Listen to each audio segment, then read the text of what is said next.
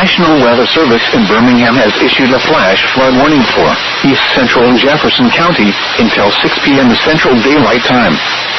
At 3:59 p.m. Central Daylight Time, Doppler radar indicated thunderstorms producing heavy rain across the warned area.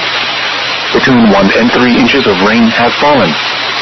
Additional rainfall amounts of 1 to 3 inches are possible in the warned area. Flash flooding is ongoing or expected to begin shortly. Hazard: flash flooding caused by thunderstorms.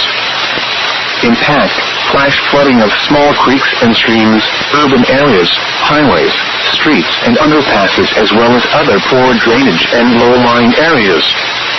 Some locations that will experience flash flooding include Birmingham, Vestavia Hills, Homewood, Mountain Brook, Irondale, Fairfield, Fultondale, Tarrant, Midfield, Kingston, 5 Point South, Birmingham Jefferson Civic Center, University of Alabama at Birmingham campus, Regent Field, Birmingham Airport, Regent Field, Sanford University, Birmingham Southern College, Sona Lakes, and Cahaba Heights.